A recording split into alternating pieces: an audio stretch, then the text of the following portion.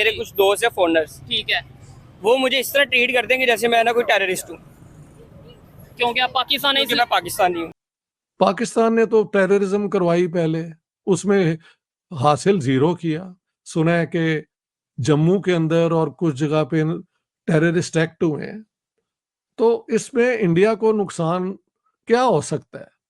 ठीक है, आप उनके कुछ लोग मार देंगे, उनकी कोई फौजी वो जवान जून जो भी हैं वो मारे जाएंगे, बट इंडिया रिमेन्स इंडिया, उनको कुछ आप नुकसान नहीं पहुंचा सकते।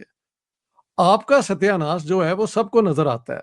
इस तरह के हमलों को सर किस तरह से देखते हैं, क्योंकि भारत ने जब से हम प्रधानमंत्री मोदी का कार्यकाल देख रहे हैं, तभी पाकिस्तान की तरफ से ऐसी कोई हिमाकत की गई है, एक जोरदार जवाब दिया गया है।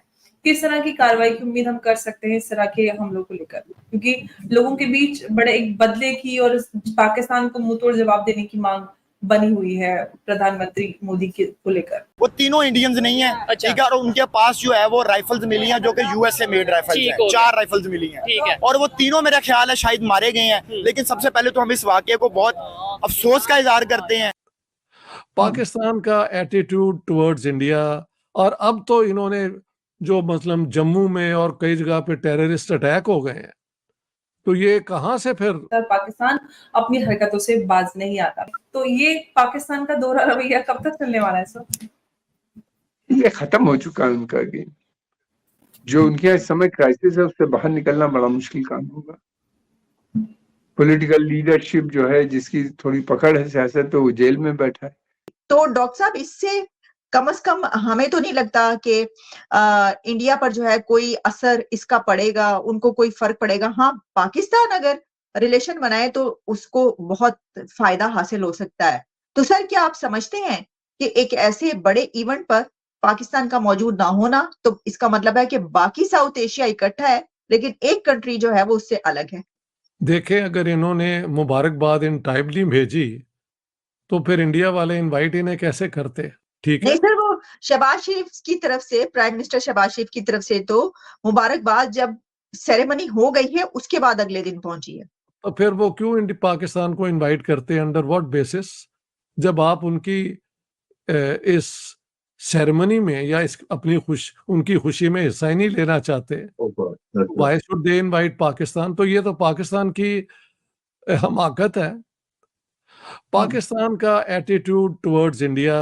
और अब तो इन्होंने जो मतलब जम्मू में और कई जगह पे टेररिस्ट अटैक हो गए हैं, तो ये कहां से फिर एक इन दोनों मुल्कों के दरमियान ताल्लुकात अच्छे हों, इस किस्म की तो कोई नजर नहीं आती। तो ये तो हमारी तरफ से ही कोई हरकतें हो रही हैं या जो भी हो रहा है, इट्स सो सैड। जितने भी कंट्रीज हैं, नेबरिंग कंट्रीज, वो नेबर फर्स्ट का एक स्लोगन वहां पर नजर आया। उन्होंने बाकी तमाम नेबर्स को अपने उधर बुलाया है। तो ये जो एक बात की जाती है कि भारत एक ग्लोबल साउथ का लीडर बनकर जो है वो सामने आया है और उन कंट्रीज को भी लीड कर रहा है, क्या इसका जो इम्पैक्ट है या फ्यूचर आप कैसे देख रहे हैं? देखें, जहां तक इंडियन एक्सटर्नल पॉलिसी है, वो पिछले सालों में खासी इंडिपेंडेंट नजर आई है। वैसे तो इंडिया ने हमेशा अपनी नेशनल इंटरेस्ट के मुताबिक ही फॉरेन पॉलिसी को तरतीब दी है, लेकिन इस जमाने में जबकि अमेरिका और इंडिया बहुत करीब हो गए थे, फिर भी इंडिया में ने जो ये जंग हो रही है यूक्रेन के साथ, रशिया को लेट डाउन नहीं किया। तो इसका मतलब है उन्होंने ये रिस्क तो लिया है ना कि अमेरिका को खुश ना करें, अपनी इंटरेस्ट के मुताबिक पॉलिसीज बनाएं। जी, ठीक।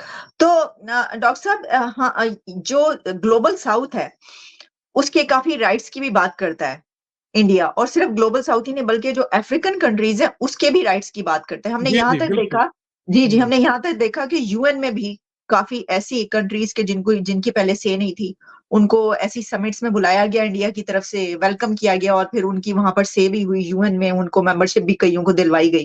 तो अगर पाकिस्तान भी इस पूरे खित्ते में जिस तरह सभी कंट्रीज इकट्ठे हैं, तो आप समझते हैं कि पाकिस्तान का उसके अंदर ना होना, अलग होना पाकिस्तान के फायदे के लिए है या नुकसान है? फायदा तो मुझे नजर बिल्कुल नहीं आता, नुकसान ही नुकसान है। इन्होंने अचीव क्या किया है अपने आप को फॉरेन पावर्स का, वो क्या कहते हैं यार, मैंने इसकी टर्म भी इस्तेमाल की है कि पाकिस्तान को इन्होंने वो एक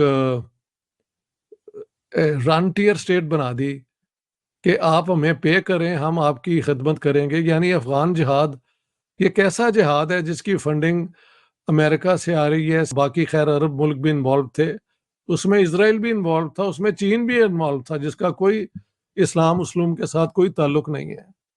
तो पैसा लगाओ और पाकिस्तान के साथ जो चाहो उस किस्म की पॉलिसीज बना ले। हिंदुस्तान का ऐसा कोई रिकॉर्ड नहीं है। वो क्योंकि एक लॉन्ग फ्रीडम स्ट्रगल की बुनियाद पे आज़ाद हुए थे।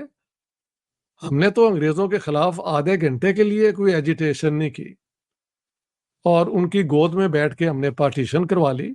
जिस वक्त इंडियन पार्लियामेंट पर हमला किया गया था पाकिस्तान के आतंकियों द्वारा, उस वक्त अटल बिहारी वाजपेयी प्राइम मिनिस्टर थे और उन्होंने सेना को मोबिलाइज किया और पाकिस्तान बॉर्डर पर खड़ा कर दिया, जिसके बाद पूरे आसार लग रहे थे युद्ध होने के, लेकिन युद्ध नहीं हुआ और युद्ध किसी वजह से टल गया। उसके बाद 26/11 का हमला हुआ और उस वक्त कांग्रेस की गवर्नमेंट थी और कोई रिस्पांस नहीं दिया गया। रिस्पांस के नाम पर सिर्फ एक डोसियर भेजा गया पाकिस्तान को।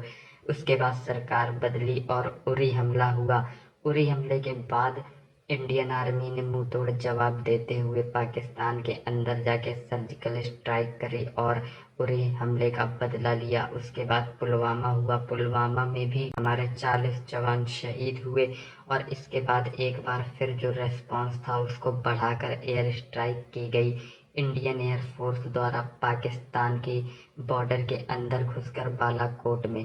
और इसके बाद लोगों की उम्मीदें बहुत ही बढ़ गईं कि अगर पाकिस्तान कोई भी आतंकी हमला भारत के अंदर करेगा तो जो रिस्पॉन्स होगा वो डिस्प्रपोर्शनेट होगा और रिस्पॉन्स ज़रूर आएगा, जो पहले देखने को नहीं मिलता था। और अब जम्मू कश्मीर में हाल ही में जैसे ही मोदी 3.0 गवर्नमेंट ने ओथ ली है और कैबिनेट स्थापित हुई है, उसके बाद से ही बहुत ज़्यादा हमले बढ़ गए हैं।